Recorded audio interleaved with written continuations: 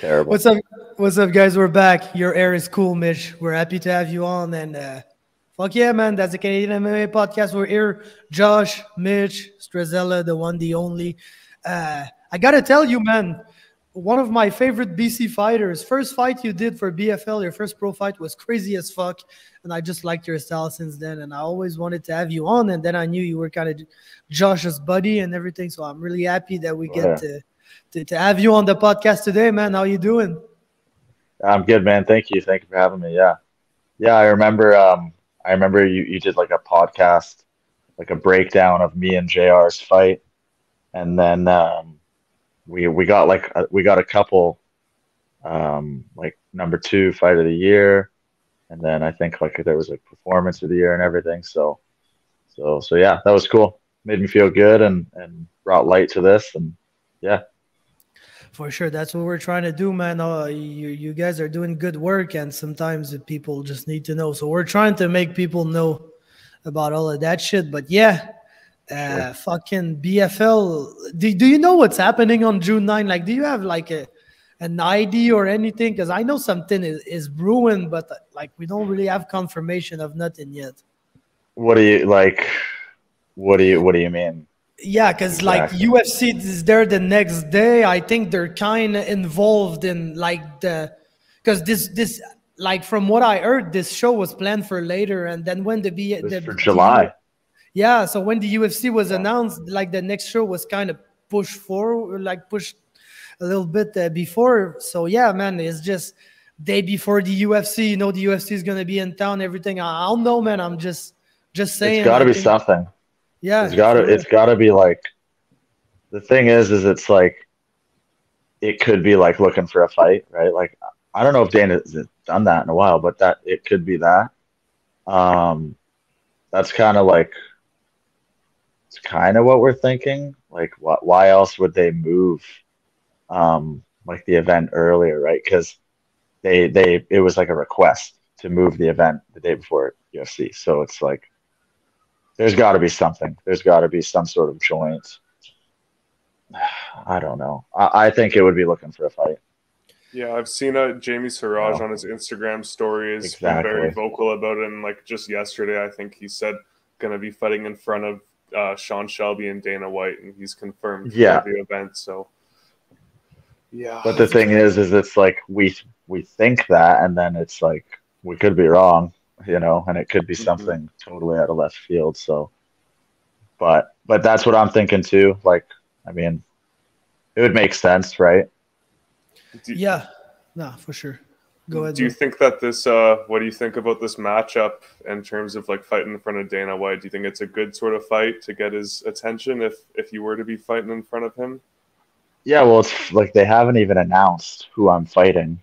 You know, I'm fighting Manny. They haven't. They've just, you know, BFL with their posts. But yeah, I'm fighting Manny L. Dude, I can't. I don't even know his last name. L Hef something. L Hefwani. So yeah, I do. I think it's good.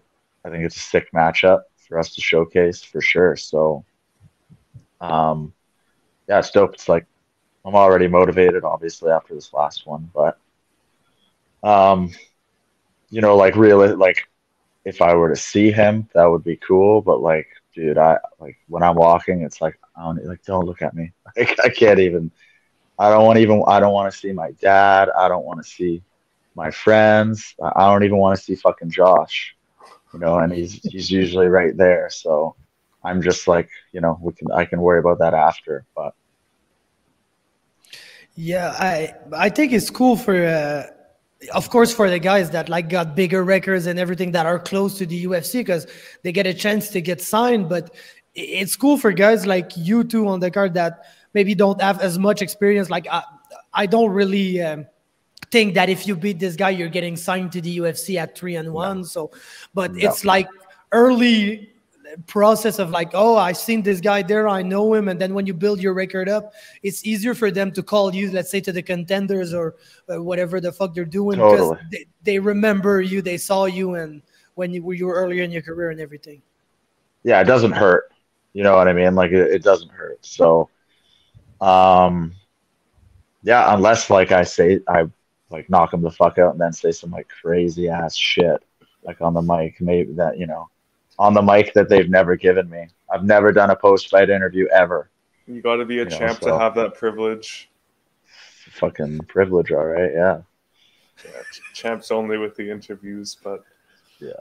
Is it that for real? I never really paid attention to that. I think so. I mean, yeah, I I even fought for Rise, and they were in my hometown, and I'm pretty sure like everyone got an interview post fight except for me, and it was like, dude, I just can't what's up with these guys, man? Come on, like we're in my hometown. Didn't even get it was a great fight. Didn't even get a post fight interview, so whatever. Yeah. Well, are you known for saying some crazy shit? Are they afraid?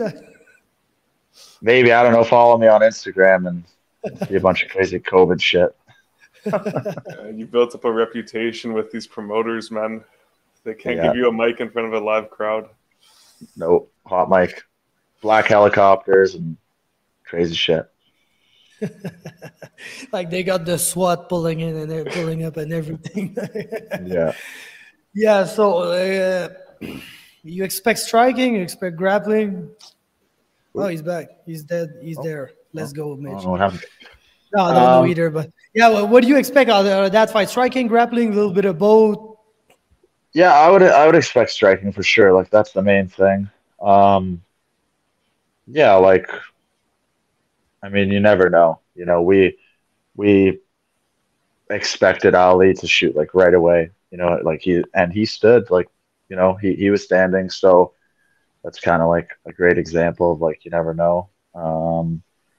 But yeah, like I expect to like get hurt a little bit and like get my shins kicked in and my body, beat up a little bit. I'm here for it. So like we're gonna see who's tougher, that's for sure.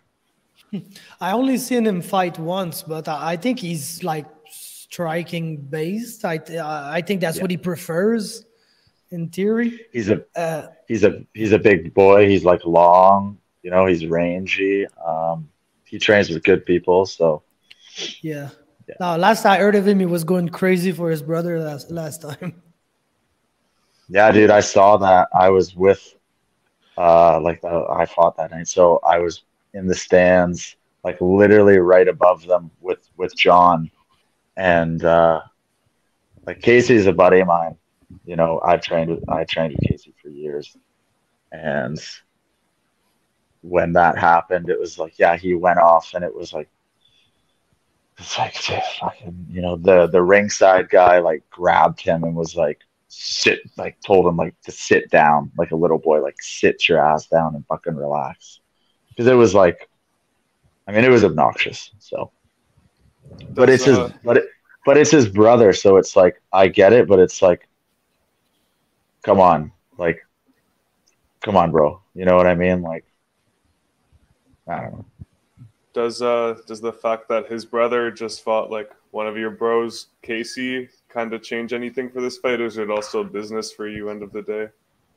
Both. I'd say both. Like for sure. Like, dude, I met both of them. I know Manny. I don't know him, but I've talked with him and his brother, and they're very like especially his brother was like really nice, so like, yeah, it is business, but like, and I'm not fighting that guy, I'm fighting his brother, so it's like it's separate, but yeah, for sure. I mean, it's in there, it's in the back of my head a little bit, for sure.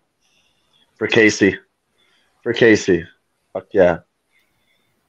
Nah, it's normal when you see a guy kind of rooting for one of your buddies' downfall. You're like, you don't hate him, but you're like, if I can get it with you, maybe I'll pray for your downfall that time.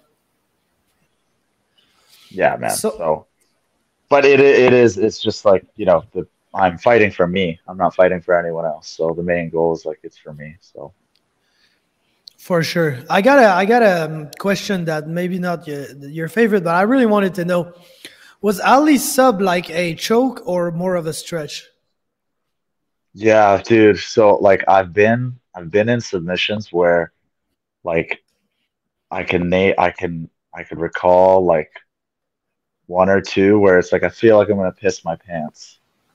Like I literally feel like I'm gonna piss my fucking pants, and like I've gotten out in some of them, and some of them I haven't. But there's been two. There was one with Brendan Lebrecq where he had my back in training, and he had a rear naked, and I remember like Cole was right there, and he like they were sparring, and he like stopped and like he looked because he could see like this was in, and it was like kind of like are you gonna tap, like what, or is he gonna go to sleep maybe, like let's see what the kid's made out of. And I had like just somehow turned, and I thought like I had to check, like did I piss my fucking pants, like. And then another one where like Tristan had like my it was like The Exorcist, he had like a choke from my back, but then I turned and he took mount, so my face was like sideways, and that one I thought he was gonna break my neck and I was gonna shit my pants. And I got out, and he was like, "What? Like, you dirty dog." He was like, "Oh no." Like I remember those two. This one, like when I went into it, I was like, ah, fuck. But like I was just thinking of this too. Sometimes I'm like too relaxed where I'm like, I'm okay, I'm good. And I didn't turn on the fuck dude button, and the ref asked me like, you okay? And I put the thumbs up, and in that moment he started tightening it, and I was like, this is trouble right now. Like I'm in my head like, okay, like this just got a little deeper because it was on the wrong side, and like I couldn't get my hand through, so I tried to like post, right, and that's when he swept my, like some people were saying it was like a knee bar.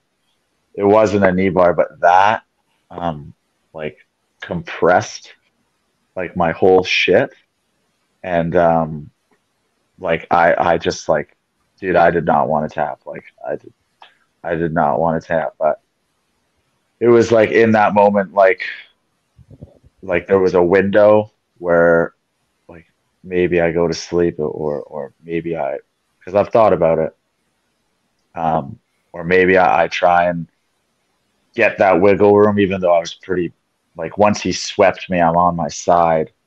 I fucked up. Like there's not like we gotta go back like 3 steps to not be in this, right? So, and then he pulled, and like it compressed like in my body, and yeah, I felt like that's when I was like, I'm gonna shit my pants on TV, or go out, or both. So I tapped, and dude, that was like the worst feeling. It was a terrible feeling, Yeah, I got slept from that fucking move once. But like it was weird as fuck, bro. I was rolling, and like I feel what you said, because it's kind of the same for me. Sometimes I just get into these positions and I'm like, ah, man, I'm good. I know how to defend. I'll fucking defend it. Then it's kind of just too late. And that's exactly what happened. It was a fucking white belt, bro. He got me in a reverse triangle, but I kind of saw it coming, so I got my arm under, so he only had my head.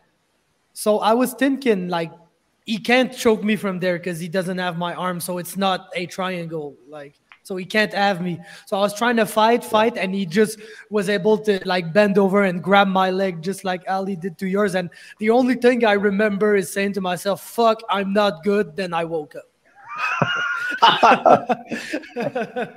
Yeah. I mean, I thought kind of the same thing. I thought, motherfucker. Yeah, like, man, that when you get caught into like a weird ass submission like that, you're always like, oh fuck, man, how did this shit happen, man? Yeah. So it sucked. That was like that was like the worst moment of my career by far. Was that worse than the fucking no contest in the fight before? Because like, of course, like I'm not you, like for me, yes, you lost that fight, but yeah, you got submitted. It was a weird ass move. Like you move on, it's okay. The no contest kind of like, you kind of got, I don't want to say you got robbed of something there, but a little bit. Right? That was fucking like, I honestly, I didn't know how to feel. Like, it's normally like, oh, what happened that night? What did we do? I think I went out with Josh. And we got food, didn't we? Yeah. And it was kind of like just nothing. Like it was like, dude, like all the money, all the sponsors, all that shit, and then it was like, you don't get your win bonus. It's not a win. Um, I just like didn't know how to feel. I remember like because it was December 1st, so like now it's December, it's Christmas break is coming up, so you're gonna kind of people are just fucking off. The gyms are closed, but I remember thinking like you know when you have free time and you finally get home and you're chilling. It's like what do I don't know how to feel about this. Like the like I was he was on top, so he's winning. You know what I mean? Even though I'm more active and everything, he's probably winning, right? But I didn't like there wasn't a mark on me. You know what I mean? And then it was kind of like it was a cool finish, kinda. So the finish kind of looked cool, but then it's taken away from you, and then you got people booing you and shit like that. So it was like, and then like some people was saying like I did it intentionally, and it was like bro, if you've ever been like if you've watched me fight, like I'm not that's not like what I do. You know what I mean? It was a scramble, and yeah, I just wish the ref would have just made a decision like take a point. Um, which has happened to me. That I like Kevin. He just refed the last fight, which is crazy. And he refed when I fought Josh Lamb, an amateur. Josh went for a takedown. I grabbed that fence. I was like, I don't give a fuck. And Josh like face planted into the mat, and he stopped it so fast, and he took a point. This is the first round right away, and he took the point right away. So it was like, why couldn't you make a decision like that? Like that was so weird. And I think he felt guilty, because like that guy Austin's family was screaming. People were like screaming at the ref, like telling him to fuck right off. You know what I mean? And his coach was mad, and so that's what's weird is it's like, okay, well, you can't let feeling come into this. Like you either call the fight but you can't let an emotion, right? And you can't look at the screen that doesn't happen in with our commission, like where you look at the screen and then you make the call, right? I don't think it can. So it was fucked. This one felt worse. The only thing that made me feel better, like I said, was at least it was a finish, and I didn't go to the hospital or anything. So it was like, there's always that. I didn't get my brains like scrambled. So, when there's a definitive like I tapped, it's like, well, fuck, that's, Mm-hmm. Yeah, because you've been on the wrong end of a couple of split decisions in BFL and amateur. So, yeah, I mean, like there was the Ali fight that was split. So you can give it to him, and then injured, which was just it was a nothing fight, right? So. It's just a lesson learned. They're all lessons in the grand scheme of things, right? It's one big fucking lesson. Fuck's sakes. So. Yeah, I tend to say that we really don't give a shit about who wins or loses the amateur fights. Pretty much. Like in the end, man, I know so many good fighters that have not good amateur records because they were willing to go here and there and fight like almost anywhere and fucking go to. Because in Quebec, often there's amateur shows because it's not legal out here. Like for a reason or another, pro MMA is legal, while amateur MMA is not legal. So it's either on Indian reservations or in gyms. So sometimes, like let's say there's a gym in Quebec City that organizes a show. There's some guys that are going to go there to fight a guy from that fucking gym in his gym. So of course, if you get to the decision, you're not winning that fight. Like unless you really beat the fuck out of that guy, that there's no doubt about it. Like you're not winning that fight. So fucking amateur fights, man. Unless you get the belt and it really decides if you move up to pro or not. But Man, there's some guys with bad amateur records, but lots of fights that are better than, let's say, 5-0 amateurs that make the jump too early. Yeah, it's crazy. Styles make fights too, right? Like some people don't pick the best, fights and everything. So, and some people do pick the best fights, and they're just impossible to work with for promoters and everything. Probably, yeah. I mean, I wouldn't know. I think we saw that. Fucking Mitch is out there fighting like people with 7 fights and everything. It's just always like. Yeah, I like that, man. It just shows how zero fucks you give, and yes, bro, it counts, but in the end, like you said, it's all experience and everything, man. It is, yeah. So yeah, I've had Dustin Johnson. Yeah. Right, he's a good buddy of mine. I've known him since I was like 15, and he was just like, dude, you're not doing yourself any favors, like picking all these guys with these like, and I'm like, well, fuck, man, like it's all they offer me, and it's almost like a pride thing. You don't want to say no, and I don't have a manager or anything. Like I'm not doing that, right? So yeah, but he was like, well, this is a business, like this is your business, right? And this is gonna, this depends on where you want to go and how far you want to take it. So got to take that into consideration, right? Yeah. So what's the training situation like? As if I listen to Josh, you're pretty much everywhere. But yeah, I'm everywhere. What's the main spot? What's I don't know. What has Josh said? I think I don't know, because when I was there, when I was in Vancouver, I think you went to Universal. Yep. I know you're with Cole Smith a lot, who was in Squamish. So I don't know. Yeah, do you go other places? Do you train on the island too, probably? Well, yeah, like I'm in Vic, and then I'm gonna do my camp in Vancouver, just because there's more professionals, right? There's guys that are like me, right? Cole comes down into town, like to University, like he goes down there. I went up once to Squamish. It was a terrible drive. It was like, but he does that every week, 2-3 times a week. He's coming into town to teach these big classes. So I might go up there, like he has his gym going now, so I would like to. And yeah, he's going to be like in my corner for this, so it's good to get his input on everything. All those guys help though, like Dayhan too. You know what I mean? Dayhan's help his knowledge, and there's a group of guys. So there's also like Quitla Martial Arts with Taylor, Christopher. Those guys are awesome.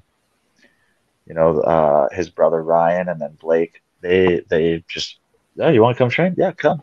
We got a session in the morning. Yeah, come on down, and like so appreciative for them, because like they didn't, I just can't, like I had seen Ryan at the BFL events, and he was cool to me, but I actually didn't know he was Taylor's brother. So Taylor was like, yeah, dude, you come down to our gym and you're good, man. We can get rounds, do some jits, and it's like, fuck, awesome, and then you go there, and then I meet Naveed, and Naveed says, well, come here, we're gonna do this. Oh, okay. And then it's like, oh, we're gonna box, like here, we come spar, and I meet Achilles, and it's like, all right, man, this is fucking dope, like solid training, and it's just people that are doing what I'm doing. There's no professionals in Victoria. There's nothing. Yeah. Yeah, I know. So I think there's like, isn't it Samson is on the island too? Right? Samson is, yeah. But he's like, he's working. He's working and playing catch up in that regard. So yeah, there is Sam, who's an amazing training partner too. But he's doing his own shit right now. I know he wants to fight too. So, but other than that, like, and even then, dude, okay, I was training. You haven't seen them fight, but Peter Lopez and Paul Lopez. Okay, they were amateurs. They could have done pro easily. I was training with them for years. Those were my guys. Those were the only bodies that I would train with, and they are better than me, and a little bigger, but like they would have fought at 135. They'd might maybe be 45 now. I don't know because they have like zero fat on them. They are all muscle, and so it's just like I don't know how they make 35. But those were my training partners, and we would just go like that was it, right? So my point is I can't like with Sam now. I can't just have Sam, you know what I mean? Or I can't. Obviously, I love them, you know what I mean? But I need like five Sams, you know what I mean? I need like and like a coach. Like I need a coach, you know. There's no MMA coaching here. It's just the way you know. It's just like it's just the way it is, right? So that is that is in Vancouver, and you know it's a bit of a sacrifice, but it's good. For sure, man. Yeah. I need to go to Universal. I don't know if Dayon is mad at me because I ranked him too low in the pound for pound, but yeah, I need to go Oh, out he there might once. be. Yeah, I like him a lot though. He's one of my guys Awesome. in BC, but yeah, because I've been to Titans with Coach Nabil, and I've been to I won't go to Lions. Titan. No, no friends Well, at Titans. I'm just I would, but like JR was at Titan. I Yeah, think Gio was at Titan. Isn't Josh Yeah. Lamb at Titans? Josh is at Titan, which is like, yeah, I'm not going to Titan. So Yeah, no, I've been there into Lions, which I think is Ali's gym, because it dude, was down. I went to Lions too for like the first time I came to Van. I trained at Lions just for like a week or so, and it was cool. But yeah, Ali goes there too. So it was like, oh, I guess I'm not going to Yeah, Lions. it was just next to where I was living when I was in Vancouver. Like it was just like a block away from my place. So I went to roll there once or twice. But yeah, when I come, I'll be there for a month from like the 1st of July to June to the 1st of July about. So Oh, nice. I'll try to go all around and train with some people and even come on the island. I never been there, man. So I need to fucking go Oh, see it Victoria. sucks. And I guess when you're from there, I don't know. I never been. You can get anywhere in 20 minutes. Yeah. Yeah. That's what I need, man. So you got anything for Mitch, Josh? Yeah, I just was wondering, like, who are you planning to have corner you this fight? I know last time you had John and Cole. Is it the same I, plan? yeah, I think it'll be the same. Yeah, I would be interested to have like Stan corner two. Is just like I don't know, like John's my guy, right? John's there for me. So, he like he's cornered the past two now, so he knows like how I'm operating, and he's just good energy, and he's a good coach, man. So that's what I'm thinking. Yeah, too bad I can't have three. Is it just the two people you can get? Yeah, I can so they can have three, I can have two. It's the way it is. Yeah, what's it been like? Like you've had 8 out of your 10 fights, been like pro and amateur at BFL. But what's it sort of been like being, even though it's only a ferry ride away from home, you're always sort of the away guy fighting the hometown guy. So Pretty much. yeah, what's it I sort of don't been like always being against the crowd? I don't mind. I kind of like it's pretty funny. Like, um, yeah, like when I fought Josh, he was an up and comer. Like he had hype. I remember he had hype. So I'm pretty sure that he had people there, and like I remember they were cheering for him. And by the third round, it was like silence. It was just like like just like nothing, right? The energy was just like, right? And then for JR, that was in a small arena because it was fucking COVID or whatever. So it was like a little theater. And I've said this probably to you, Josh, but like I was really nervous. And then like walking out, like just hear like a couple guys like, boo, fuck this guy, boo. You know what I mean? And he had a lot of people cheering for him. I had like 3 people there. You know, my dad and my buddy Raf and his wife, and that was it. And I didn't mind it because again, towards the end, it was pretty quiet in there. You know, so it's like it's an interesting feeling of like they're hyped, and then just the energy is just like yeah. So I don't mind it. You know, it's nice to get cheered. Obviously, like I think I've built like sort of a fan base like in Vancouver. Like people know who I am sort of by now, right? But a guy like Ali has so many people coming out for him, right? That like it's just going to overpower my little fan base, whoever they are. So, but it doesn't matter, you know.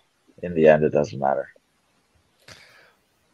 Of course, man. Like if you end up in UFC and everything, like it's always gonna be an away one because they never come to Canada. Always. When they come, they give us trash ass events. So trash, bro. Bro, I didn't even buy a ticket, man, and I'm there. Like it was already planned beforehand that I was gonna be there, and I'm like, bro, if it costs me more than $200 for that shit, I'll be watching at the apartment and go into the after party, man. It's like $700. Yeah, bro, it's crazy, man. Like, how the fuck do you charge people that much for that? Like we're in Canada and you can get like 4 fucking hockey games for that shit, and like they're not giving away hockey games. Yeah. I don't know. It's because of the brand, right? UFC. Yeah. That's it. You still gotta give us fights though. Like more than one fight we care about. Yeah, but when it's been like 4 years or something, they think that they can just throw whatever. Yeah, but even that last Calgary one was like Alvarez and Poirier, right? Yeah, but that was in Calgary. We watched we compared the last fight night in Vancouver, which I think was the final Canada event, and it was better than the pay-per-view. Like I think it was Cowboy and Gaethje like main event, which is an amazing fight. Like Glover was the co-main. There was like hella good fights on the event. That card is trash, bro. But like, yeah, we could get into that for a long time. But yeah, fucking UFC, and like that's the thing that bothers me a lot. I gotta say, because one of my good like friends that got me into training and everything, he just fought this weekend is Michael Dufort. He just fought Luis Pena in the United States, and he fucked him up in like a minute. But isn't that Bob Ross? Yeah, he fucked up Violent Bob Ross in like a minute. Fuck. Yeah, it was cool. Dang. But like I think he's 11-4, but he started his career 0-2, and like he basically lost two 5-round split decisions since 2012 or whatever the fuck. So he's like more than ready to be there, and he's beating UFC level talent. Yeah. But there's no opening for him in the UFC because their roster is too full. They can't even book every fighter they have under contract, even though they're doing one event per week. So like, fuck, maybe just trim down on the roster a little bit and have some people that deserve to be there, because there's too many people in the UFC, like in the beginning of these cards, that fuck, these fights wouldn't even be prelims on an LFA card sometimes. Yeah, for real. So, yeah, well, I mean, they're too busy signing 18-year-olds, right? Yep. Yeah. Which is fine, like, sure, you know, but. It'll get the people. Yeah, I would. Yeah, exactly. I would. Like, I remember an interview with Eddie Alvarez, and he said he was like, build your brand outside of the UFC, which is like everyone wants to go to the UFC, but if you want to get a good contract, he was like, fight everywhere, get wins, then when they come to you, they have to give you a big contract, you know, and they'll want to come to you. If you sign like a contender series contract or whatever, that's probably gonna suck. No, that's the new tough deals. Like it's like 4 or 5 fights for 12 bands. It's crazy, man. What is it? Like it's 12 and 12. So if you fucking lose once, you get 12K, and fucking like in the UFC, dude. Yeah, You're in the UFC. Like some of the legends of the sport retire and have to work. It's bad. God damn, bro. Fucking bad.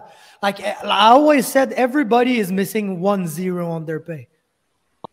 Like, for sure. Like, bro, you're in the UFC, you're like a pro athlete at the highest level of your sport. You're a beginner, you should make 100K for a fight. Yeah, like what's an entry level contract for an NHL guy? It's like, yeah, I think 575K per year, and you're maybe not gonna play half the games.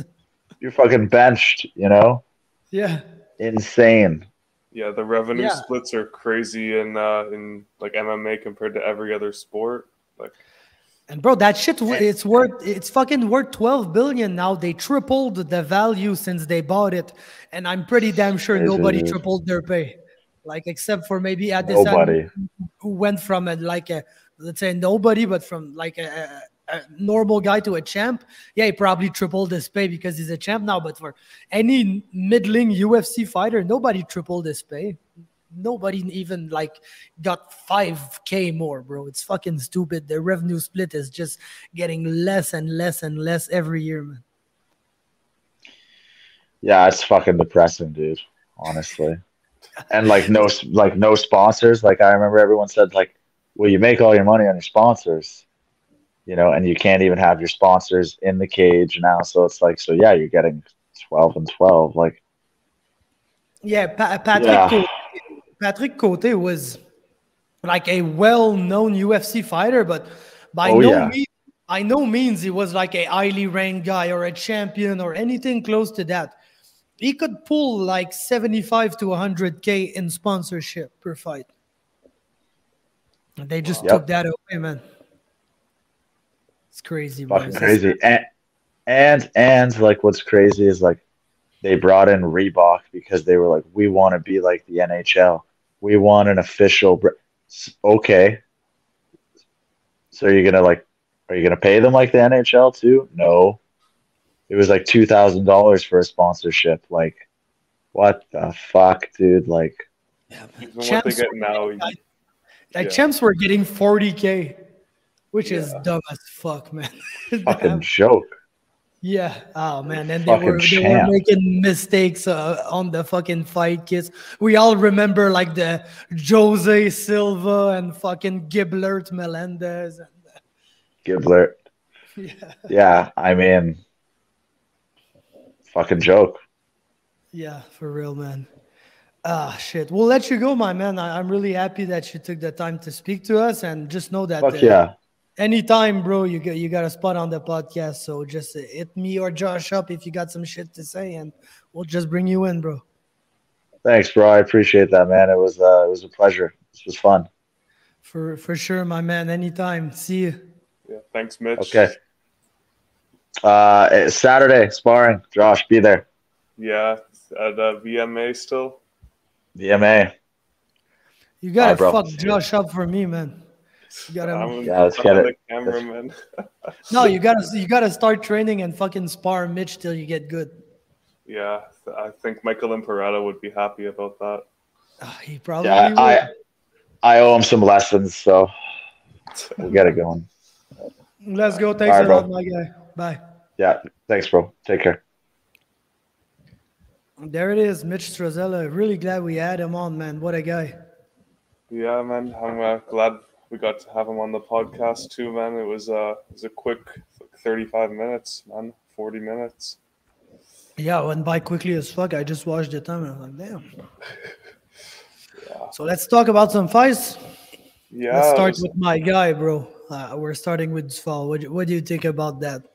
Man, that was awesome. That was like That was sweet. I was getting a little scared at the start just because it was Dufort was looking pretty calm, and like even though that's not something that you should be scared about, is someone looking calm. But I thought he was just going to relax and stay on the feet a bit too long. And Pena has that huge reach advantage, but he blitzed in and got that takedown and dumped him on his ass. And that guillotine, he fucking cinched that up so quickly in that transition when Bob Ross was trying to get up. And like, I think that's his third mounted guillotine now. It's like, just bro, that I know he's got a lot of rear naked chokes, but like that's his move. Like it was an inside joke for a while. Like who's got the better guillotine? Is it Dufort? Is it Duprat? But yeah, no, it's his move. I felt that exact move so many times. So I just know that when he jumps for your neck, like you're fucked. Yeah, basically, even though you're a good black belt, you gotta understand that I seen this guy tap out so many good grapplers. Like he can come into your gym and fight all your black belts and probably submit them all. Like he's different, man. There's some guys that like work very hard, and I'm not saying he doesn't. Like he clearly does now. I think he maybe he wasn't earlier in his career, and now he really does. But like for years, I had to explain to that fucker what he was doing because he didn't know. He was just doing it. So the guy's a natural. Like he's one of the most natural guys I've seen. And bro, when I saw fucking Luis Pena climb the cage with his feet to try to, and I understand what he was doing. He was trying to get leverage for the choke, but like, bro, you can't do this to Mick Dufort. He's gonna sweep you, man. Like you gave it to him. He gifted him the sweep, and yeah, it was amazing. I still got mixed feelings though, cause fuck, man, every time Dufort fights, I'm kind of like, it's a good performance, but it's not the performance. And I feel like he really got the performance in that fight. Though, fuck, who saw that? Like, outside of us. Yeah, I tried to be quick and get it up quick so everyone could see it in it and it would make some noise, because that was an amazing display from Dufort. And yeah, that looked so tight. Like you saw Pena when he gave a little one tap, like Pierre. Yeah, like I was like, damn, we got a ghost tap here. But yeah, he tapped. Yeah, the ref was like, I think the ref saw the UFC last weekend with Jillian Robertson, and he wasn't gonna be in that position, so he let Luis Pena like tap it out, and he looked like he was like gonna puke when Dufort let go. Like he was getting up, and yeah, that was nasty. Yeah, but the thing that he does is that he's a nasty fuck, man. Not only he chokes you out, but he's really good at putting his grip right here in your throat. And he's kind of like using his grip to like this while choking you. So he basically did that to me, and I had trouble drinking water for 2 weeks because my throat was so inflamed because he was like fucking, I don't know, man, digging in my throat while he was trying to fucking choke me with his guillotine. So, yeah, no, he's got tricks. And that's why, man, he just fucking smoked a UFC vet in a minute 27, and a UFC vet that did not get fired because he sucked. That he got fired because he beat his wife up, and he's like a trash human being generally. But like Luis Pena didn't get cut because he was bad and not winning and everything. So that should be the fight that, like, for sure gets you to the UFC or gives you a big opportunity. So that's why I kind of have mixed feelings, is because, bro, who fucking saw that? It was obscure as fuck in every sense of the term.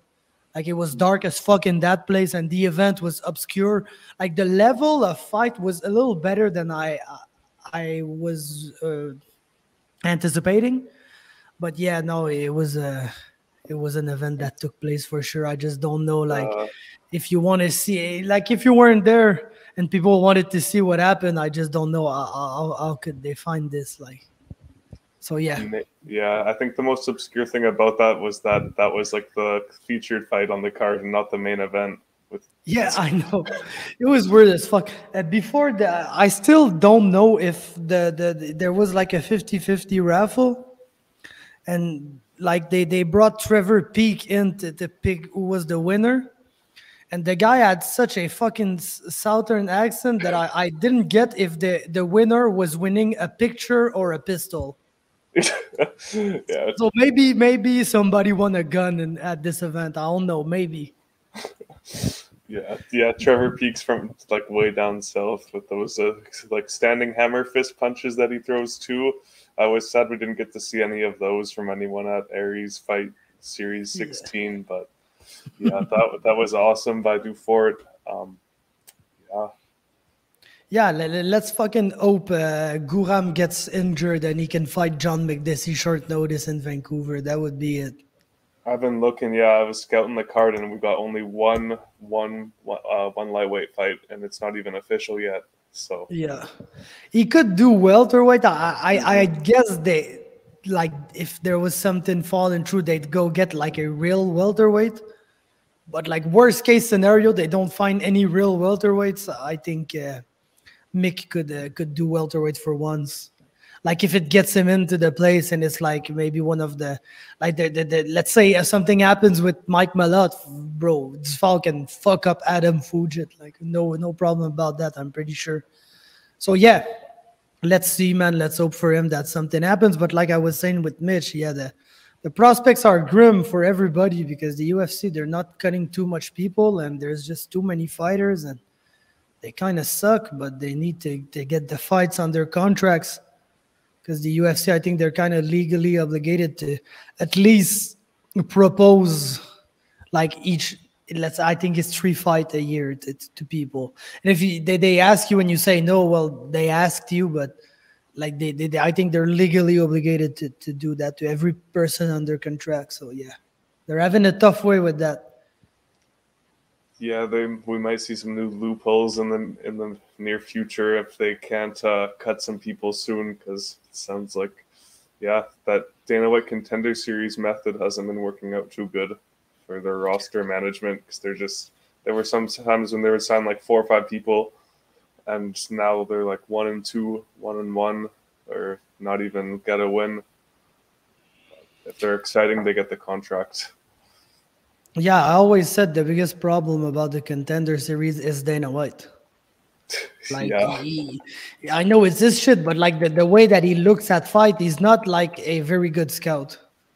Like I think his matchmakers, who are probably the people putting the card together, yeah, they're able to book cool matchups and everywhere. But Dana White just likes the guy who fights like least fight IQ possible and the more blood possible. That's Dana White's style, and kind of does not transfer when you get into the UFC with actual good fighters.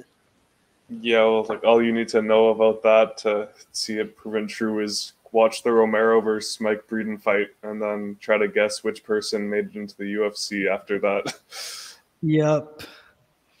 No, that's gonna remain the worst robbery in Contender Series history, along with Brendan Loughnane, that's for sure.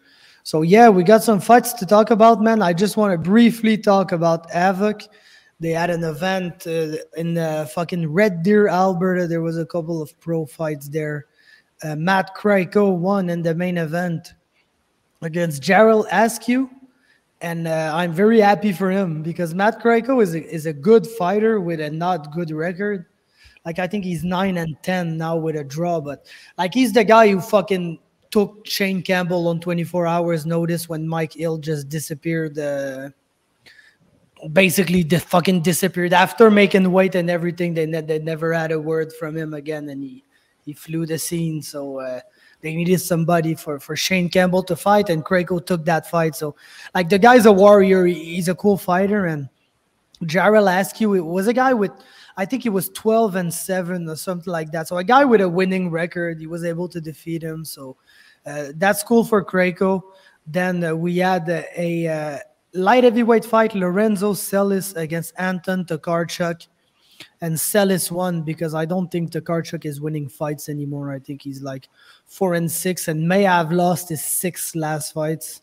So he's on a tough run right now. Then we had John Moore, who is probably the brightest prospect on the event. I know Dan Kowalczyk was fighting too, and he's a newer guy. But John Moore from Dunamis, so he's training with the Atme brothers and John Nguyen and all these guys, fought Mark Sheen and won by first-round TKO. So I think he's moving up to 3-0 now on that event. And like I said, Dan Kowalczyk, he's a lightweight, and it was his second fight for Avoc. Fought Josh Ladouceur, who was back. I think it was he didn't fight in a while. The guy was 2-6, so Kowalczyk was able to win that fight. And the final fight I want to briefly touch on was the last amateur fight. Connor, no, not that one. There's the wrong card. Yeah, Connor Krebs and Diego de Jesus. Diego's from Ontario. I think he signed with Samurai to make his pro debut. Maybe he's going to make his pro debut there soon, or for a prospect or BTC card since he's from Ontario. And I think all these fighters can go pretty much from promotion to promotion when they're like outside of BFL and Unified. But Diego has been a guy that I've been waiting for his pro debut for a while. He's a very good prospect and was able to get the amateur belt in that fight. Very good performance for him. So I'm really looking forward to see what's next for all these guys who fought for Avoc, which looked to be a good event. So shout outs to them.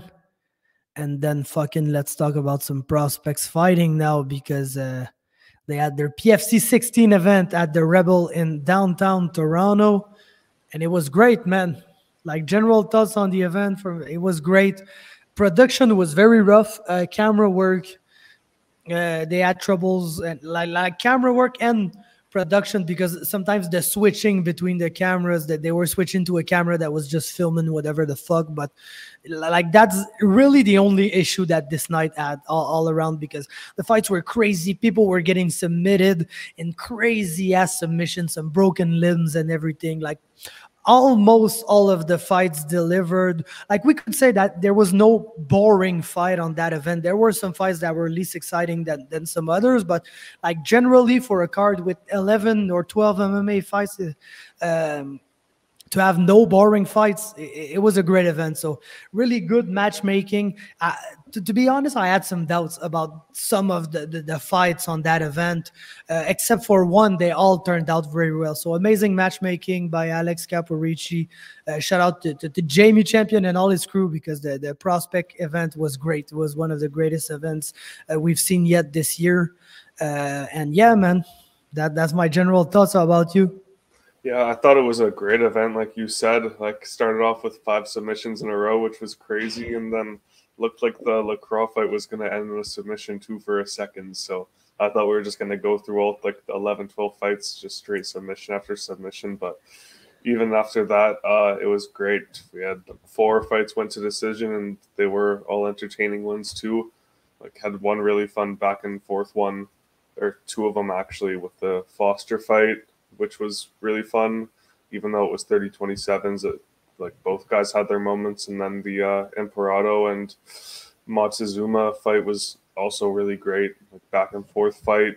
They went crazy on the feet for some moments there. And I just thought it was a great event, like you said. Very exciting. And yeah, if you just fix the production quality of it a little bit. I don't know if it was because it went back to fight or what, because the last event that was aired on YouTube was like, the camera quality was A1. So you would sometimes see that. Sometimes it would go to, just very staticky shots. But the fights all lived up to the hype. They were great. Awesome finishes. Yep. Let's start with the first fight, and then we'll move up all the way until the main event. Thomas Anelowski fighting Jesus Flores. Thomas being a prospect from Aegis. So, of course, a guy that we were kind of expecting quality out of. And that's exactly what he gave us, man. A really good performance all around. Was able to get the submission over Jesus Flores in 2 minutes and 43 seconds of the first round. So, way to start a pro career for him. And fucking flyweights, man. There were lots of flyweights fight on that card. Some crazy results, some crazy happenings. But to see a new guy from Canada come in and establish himself as a new flyweight to watch for, that was really cool from Thomas Anelowski. And I really enjoyed his performance. Yeah, it was a great pro debut from him, and two guys that were both making their pro debuts. His grappling looked great, and like you said, he got the rear naked choke in round 1. Excited to see what's next, and yeah, it was kind of fitting that we started the card off with a flyweight fight, because normally we don't see too many of them on Canadian events or just in general, but this one had, I think, 4 flyweight fights, and not just 3. Well, we could say 4, but there was one that it was a catch weight and there was a weight miss and everything. But yeah, basically there were 4 flyweight fights on that one. Before we get to the other 3 ones that were back to back, we had a women's bantamweight fight: Sierra Dinwoody, Max Turcotte, Novosedlik. And I don't want to say it was like a second chance to make a good impression for Sierra, because she absolutely won her first fight, but she kind of won it in a fucked up way. Like the stoppage was early. I don't think it was really debatable and everything. So I don't think she felt that way, but I kind of wanted to see something dominant out of her. And that's what we got, man. And in every aspect, too, which I'm very happy to see, because we know she's a striker. She's Shane Campbell's girlfriend. She's with Crewellin. Like, we fucking know she knows how to strike.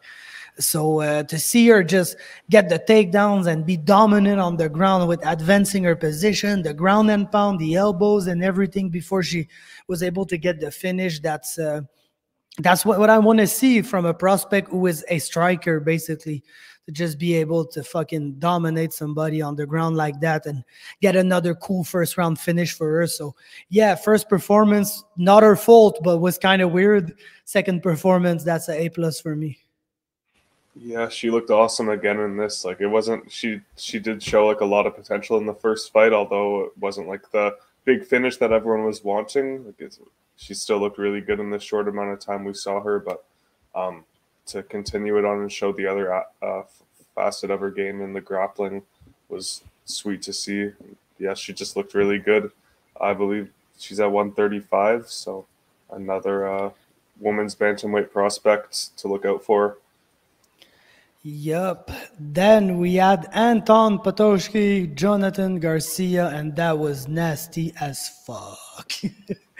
That was nasty as fuck. Poor guy did not want to tap, and Anton, I know he felt bad about it. We spoke about it, and he told me I didn't want to break his shit, but like, what am I gonna do, man? He's not tapping, and like, bro, the arm bar, the way that it happened and everything was slick as fuck. Like the transition and everything, like good transition. Everything was beautiful, and like the brutality of the finish. Like, I'm not gonna lie, man. Like, Anton and Isabel, they're probably the 2 people that I'm coming out of this event the most eye on. Like, I think they got something going on. The fact that like they're husband and wife, and like, bro, they're crazy. And my girl Isabelle speaks French too. I knew that. Of course, she had to speak French with a name like that, but she's from Ottawa originally. She moved to Cambridge like when she was 3 years old. So it's pretty crazy that she kept her French. But yeah, so of course, if she speaks French, she's gonna be one of my girls. And fucking Anton, which I think it's funny because Isabelle is such a striker and Anton is such a grappler, but his grappling was sick as fuck and the armbar was absolutely nasty. So I couldn't ask for more, man. Like I said, these two, they're very cool to me. I like them a lot. Yeah, they're definitely like Canadian MMA's big power couple right now. And it's pretty sick that they've both been on their first, like both been on the same events for their first 2 fights, and both looked amazing in it. And yeah, what a submission from Anton in this one. It was a sick armbar. And yeah, another flyweight that's just like burst onto the scene recently and has a really bright future, I'm sure of. So can't wait to see it. Yeah, and fought a guy. He was only 1-0. Fought a guy that was 3-1, and that was having some success, and just took him down easily. Was able to submit him and everything. So that was very good performance for him. Then one of the first crazy results of the evening. Fucking Steveampaio, man, he's cool. I like that guy. Gino too. I've been a fan of Gino for a while.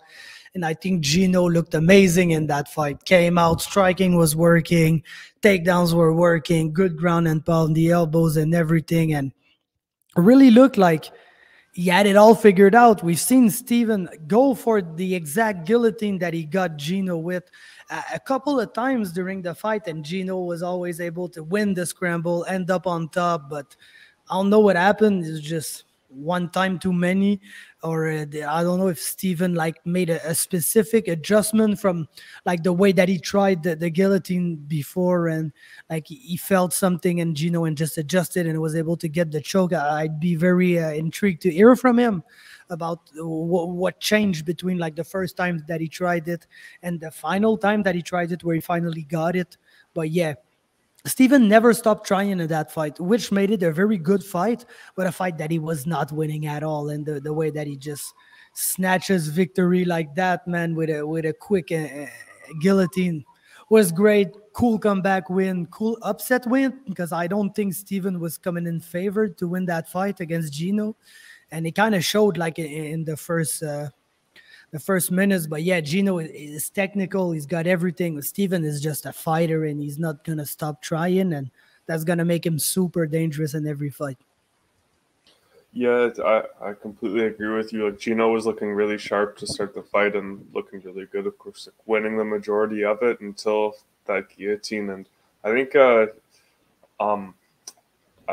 that Steven might have, didn't he go for some crazy like inverted triangle too during it? Yeah, he was going for everything, triangles. Yeah. He was trying to roll for legs and shit. Like the guy was like basically not accepting any position, not accepting anything, and that's why I think Gino's work was so good, because he was still able to mostly win, even though his opponent was a handful in like every aspect.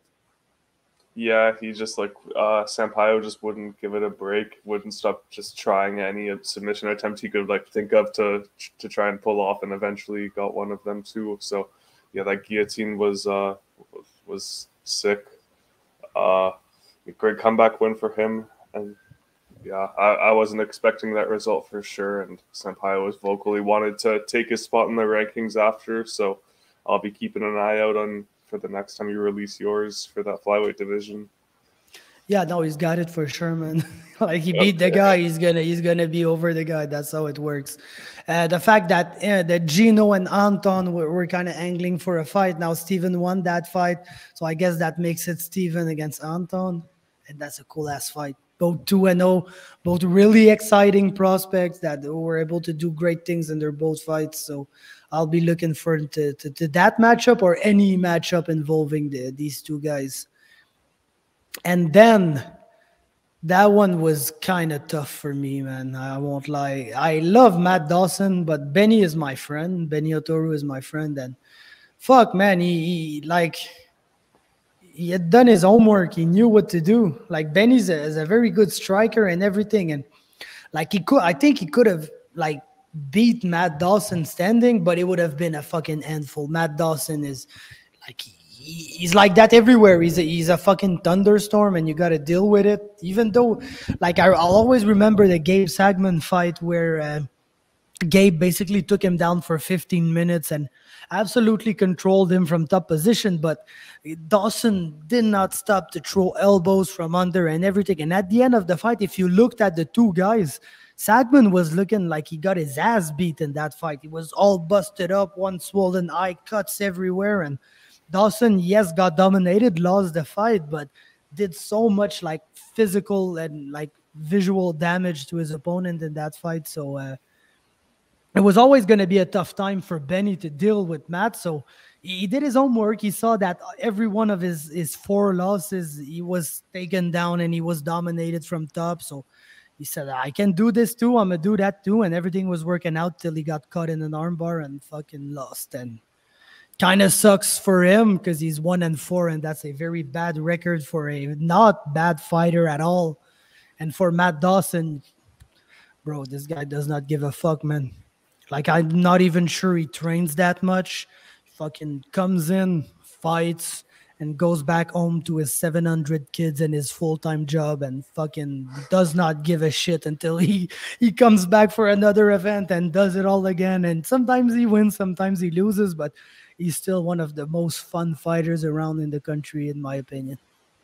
Yeah, it was a great win for Dawson to move to 3-4. Not that I'm sure he gives a fuck about his record, but and yeah, it's crazy how Toru is 1-4 now, but he's such a high level guy. Like he had a split decision with Tommy Morrison, and he's just like very. I love watching him on the feet. Is very entertaining stand up, and he's looking good in this. But yeah, Matt Dawson got the armbar.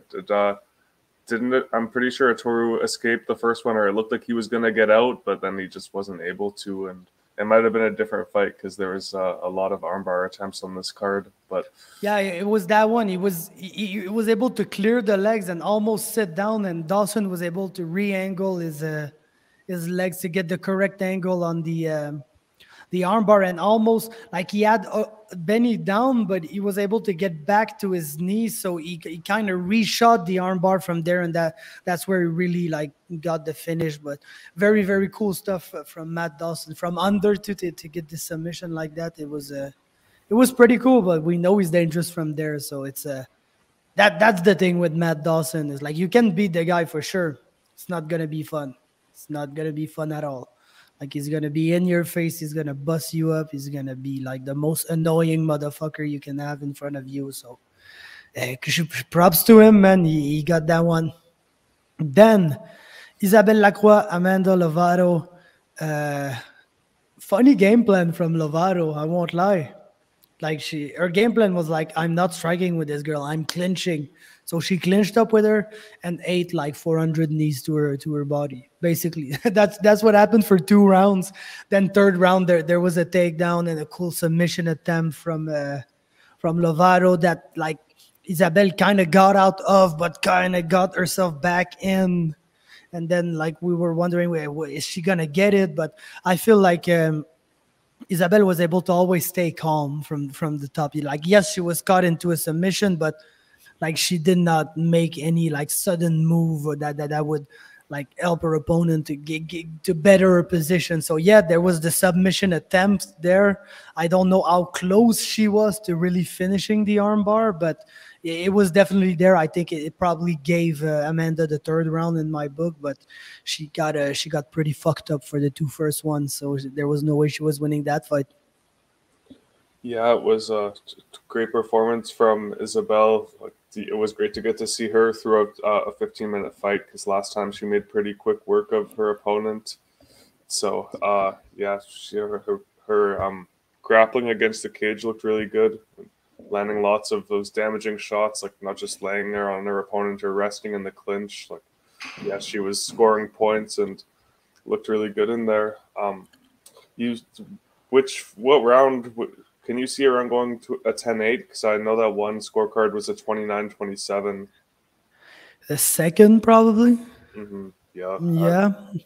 Like, I personally scored the second at 10-8, but I scored the fights weirdly, you know. So I think that just the second was a clearer Isabelle round than the first one. Was it like a 10-8 in the traditional sense? I don't know, but like, it's not a 10-8 for the wrong person. So I really don't give a fuck in the end. If it's like 29-28 or 29-27, at least the right girl won. And I think that's important. And yeah, for a moment there at the end of the first round, though, Isabelle was able to separate and land a couple of good shots. And I was like, bro, is she going to finish that girl at the very end of the first round exactly like she did in her last fight? But Amanda was able to survive, and she came in with a bad record, like 3-7. That's pretty awful. But I think she was a good opponent, like generally good experienced opponent that gave a good test to Isabelle, who only had one pro fight in her career. So really happy for her and Anton. Like I said, I like them a lot. And then fucking James Foster or Jimmy Foster or Jungle, I don't know how his name, but this fucking guy, bro, man, like he's crazy as fuck, and I don't know what he got, but he's got a little something, right? Like there's something in that guy that you're like, I like. Sometimes there's a show that I used to listen to, which was called The MMA Depressed Us, where the guys were watching back awful fights. and they were like kind of giving their thoughts on these fights and everything. And they had like a way to split the show, where every show they would watch a good bad fight and a bad fight. I think that the Foster and Michael fight was the definition of a good bad fight, because there's no way you look at this fight and say, oh wow, the level of technique shown is incredible, oh, these guys are like so advanced in mixed martial arts. But bro, that was a fucking fight, man. And yes, it was a 30-27. That's the way I scored it. But I was kind of wondering about the decision before I heard it, because I could see a way that Mike would get 2 of these rounds somehow. And like, it wouldn't have been a good scorecard in my opinion, but would have been a robbery either. So very good back and forth fight. I had a lot of fun watching that. Yes, it wasn't like the greatest level of technique or anything, but like, bro, we just need 2 big fucking guys with tattoos fighting and fucking being mean and slamming each other, and fucking like, there's nothing in that fight that was done without like full power, full like bad intentions, and that just made it a very, very fun time. Yeah, that fight was lots of fun to watch, even though it wasn't like the most technical fight or anything like that, but it was just super entertaining. Jimmy Foster looked good, like in his grappling. Like, he got a couple takedowns, like a big slam here or there, but yeah, Mike landed some big knees in the clinch, some pretty big ones that looked pretty damaging. But the one moment was just that uppercut when Mike was trying to get up that Jimmy landed, and he went in with the H-bomb afterwards, and that was just insane. Yeah, he threw everything into that. It was like a dying effort to try to finish that fight. But yeah, after that first round, it got pretty messy, but in a good way. First round, Jimmy was already like chewing on his mouthpiece, and like, yeah, he had that hanging out. I was getting scared, and so was Robin Black on the commentary, that was gonna, I don't know, he's not gonna have his mouthpiece in when he got hit. But that fight was sick. Yeah, no, it was amazing. I loved every second of it. And yeah, that leads us to Jimmy Sandlin, Jesse Gross, which was cool but sad, because Jesse Gross is a OG Canadian MMA fighter. The guy, like, basically the best years of his career were between 2009 and 20, let's say 13, 14. Ended his MMA run with a win over Justin James, who then went on to fight in the UFC and everything. He was 10-4 back then came back in 2019 for PFC, lost, then fought in 2022. Yeah, not last event, the one before, lost again, and then fights Jimmy Sandlin, who had a 500 record, and he got knocked out in the first round. I know he was kind of not happy with the stoppage and everything. I don't think it's the best stoppage. I don't think it's a bad stoppage either. I think Jimmy was well on his way to winning that fight. But yeah, it always makes me a little sad to see like a Canadian MMA OG, a guy that was there and winning fights back in the days, come back and like just not having success at all, unfortunately for him. So it kind of pains me to see that. But for Jimmy Sandlin, it's a very good performance. I'm very happy for him that he was able to jump back into the winning column after losing 2 fights at Combate. So yeah, props to him, but always a little sad to see one of the OGs get done like that. Yeah, not the performance that the Canadian fans were wanting to see, but it was a really fast-paced fight in the first round. Like, while it was lasted, and both guys had their moments. Like, Jesse was landing the jab nicely, but Sandlin was getting that hook and eventually set that up and dropped him with it. Yeah, I don't know. I still don't know how I really feel about the stoppage, because, like, yeah, he got up right away, and it's not like he completely face planted, but he like got dropped twice in 10 seconds. So I don't know if they could have just given it an extra 3-4 seconds to see what happened, like with the Dario fight. But I'm not sure if much would have changed. I don't know, but it was a fun fight while it lasted, and pretty back and forth in the stand-up. Yep, no, it was a cool one. Then Tony Laramie at the that makes it 5 flyweight fights. I forgot about that one, but yeah, Tony Laramie, Sergio Quintero, and yes, I said at the beginning that like I had some questions concerning matchmaking, and everything turned out well except for a fight. Well, that was the one. Basically, I don't think this was a good matchup, like in the sense that Tony Laramie is. Yes, only 6-2 at the time that this fight began, but like we kind of seen Tony Laramie fight fucking high-level people across the year. Fought Tyus White and won at LFA. Before that, Claudio Ledesma was a pretty high-level opponent that PFC brought in for him. And like, I don't know. I know he was supposed to fight Jordi Maya, which was 5-3, which is not a much better record. So, man, I don't know, man. I think that was kind of a low-ball matchup for Tony Laramie. I have nothing bad to say about the performance, though. He absolutely treated that guy like a high-level fighter should treat a guy that has no business being in the cage with him. So, amazing performance for Tony. But, yeah, that's the fight that, like, I'm not sure that it was really like a fair fight, to be honest. And it happens like from times to times. If you remember the Samurai event, the Scott Rodriguez fight against Bishir Lavidi turned out to be like a complete mismatch. That one was too. And yeah, that was a little bit unfortunate in my opinion, but it's not on Tony at all. The guy did what he had to do in the cage. Not on the scale, though. I don't really like that. I'll know what happened there, and I hope it doesn't happen again. But yeah, when he got into the cage, took the guy down, beat all kind of shit, and fucking like even got up kicked. Guy lost a point. He just went right back to what he was doing, beating the shit out of that guy with vicious ground and pound, and was able to finish him in the very first round. So good stuff by Tony, and I just hope we see him in a more competitive matchup next time.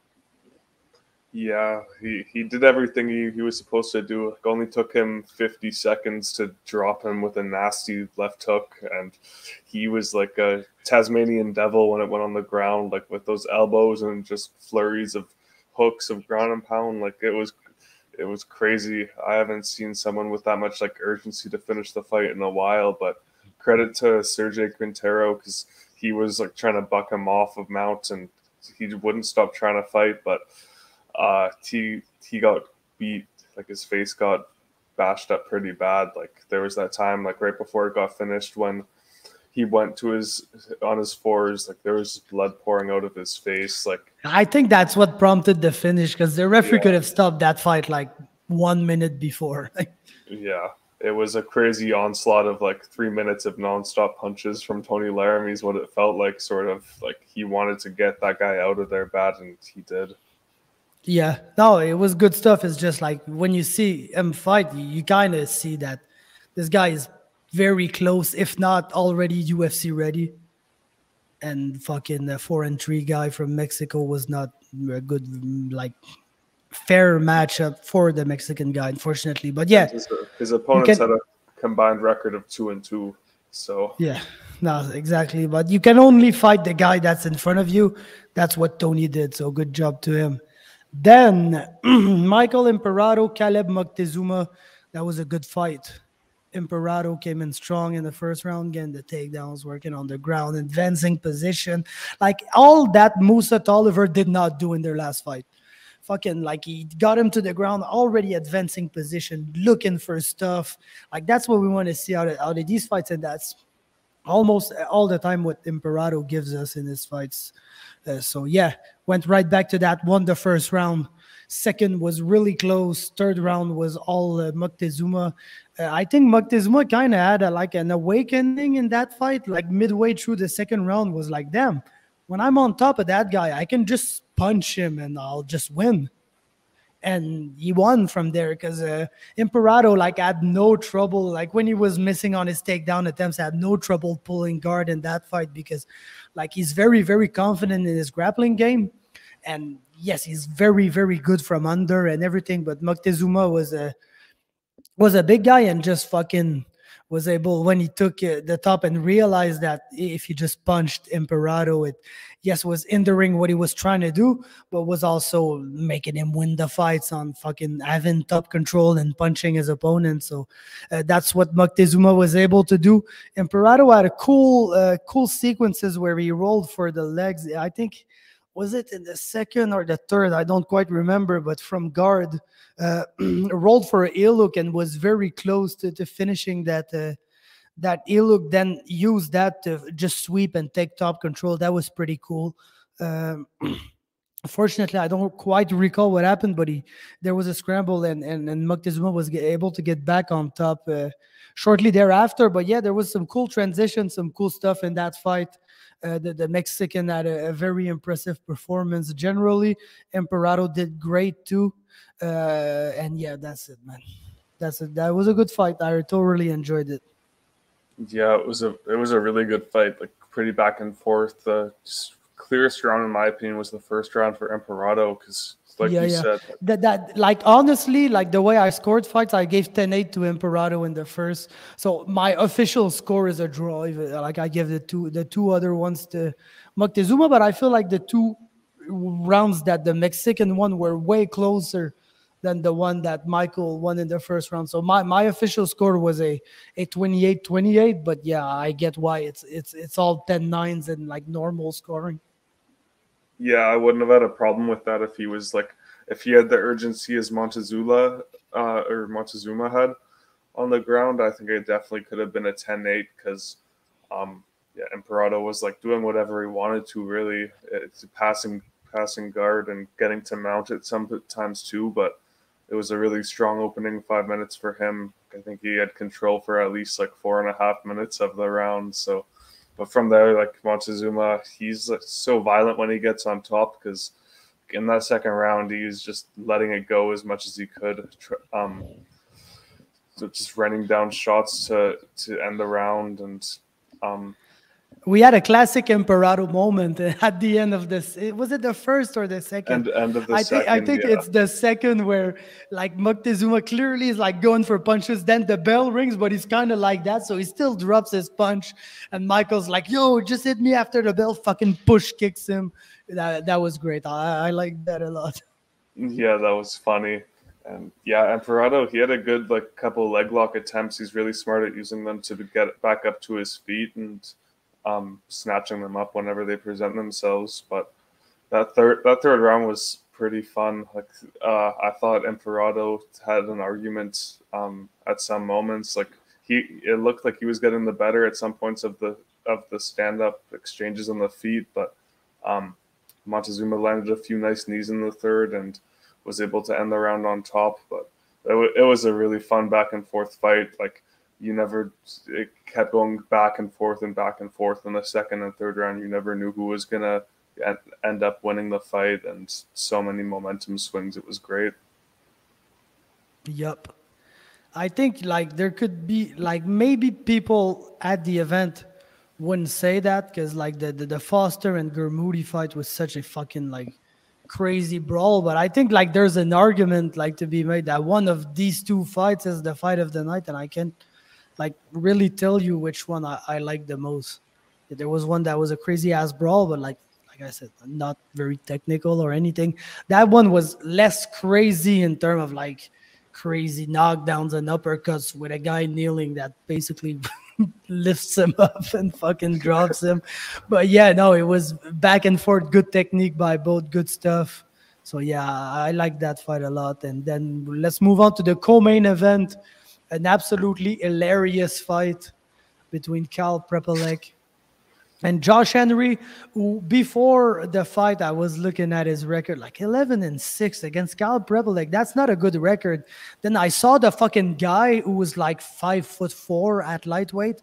I was like, bro, he has an amazing record. How the fuck did this guy win like 11 times at 155 where there's some 6-footers and like even taller people than that? We just saw Violent Bob Ross being the tallest motherfucker on earth against Miggs Fall. So No, it was hilarious. Of course, it was a nightmare matchup to be that small and wanting to get into the range with Cal Prepelec. You know that he was gonna snipe you, and he fucking sniped him in the first round for a very dominant win. But yeah, that was the size difference was hilarious, and it's funny because Cal is by no means like a super big lightweight or anything. So yeah, it was very funny, man. Yeah, Kyle did what he needed to do. It was a great performance from him. Henry was super game. Like, he was throwing back always in those exchanges, making it super entertaining while it lasted.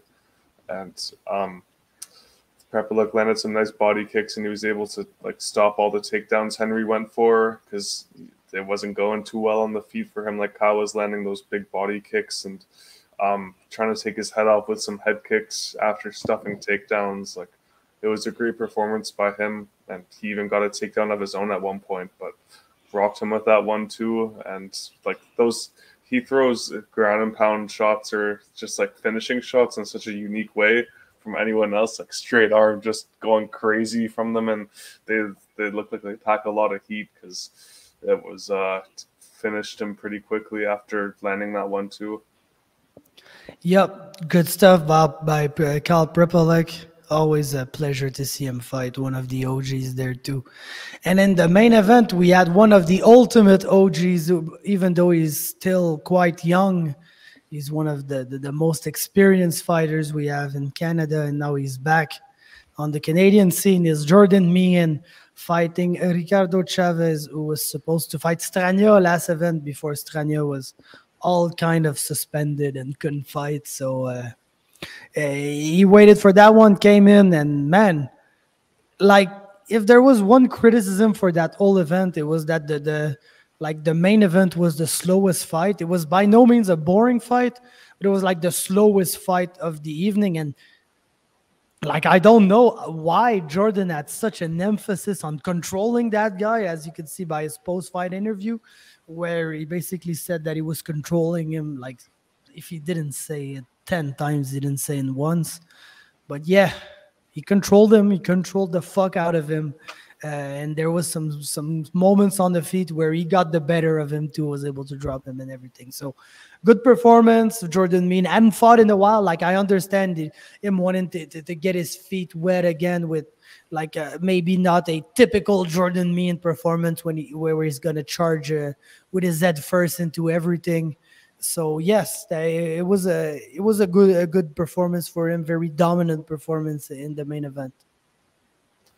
Yeah, it was what you wanted to see from him coming back. Like, I know that some people, his dad more than anyone else, I'm sure, wanted him to get a finish, because Lee Main was yelling like crazy to end that fight, to throw lots of shots and finish him. But he looked really good in there. I think after the first round or two, he was looking really comfortable on the feet as well, and was doing his thing and before he dropped him in the third round. And yeah, it was great to see him back in the cage and looking comfortable, like I said. But I'm really curious to see what he wants next, because he's like, if he wants to go and chase another run at one of the big four promotions, or if he's happy like main eventing and being that guy in Canada and fighting for belts here.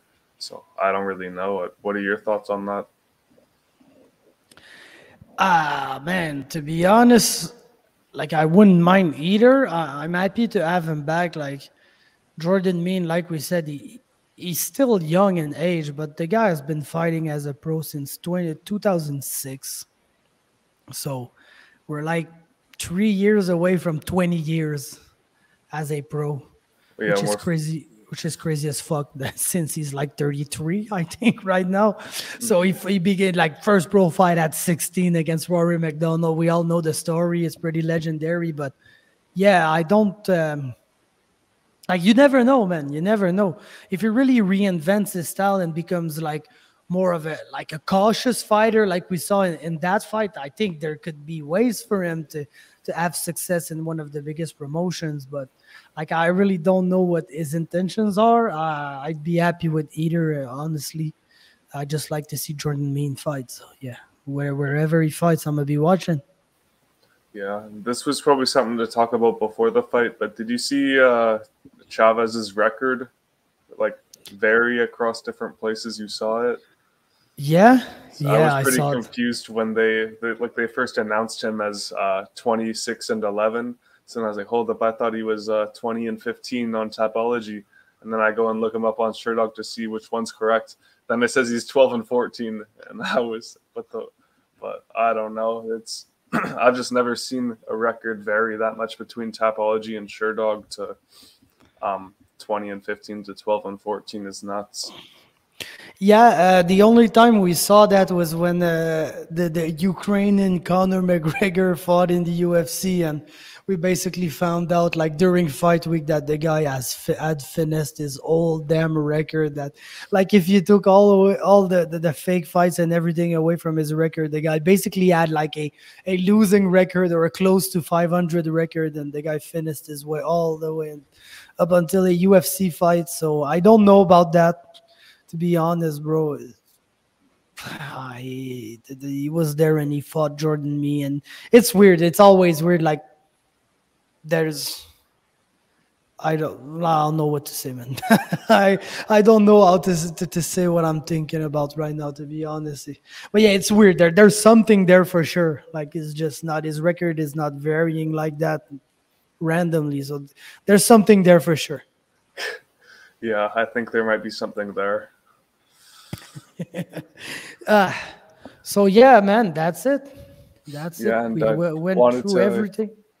Give a quick mention to Melissa Croden, who fought at LFA in the main event. Oh shit! I did not even see this fight, bro. What happened?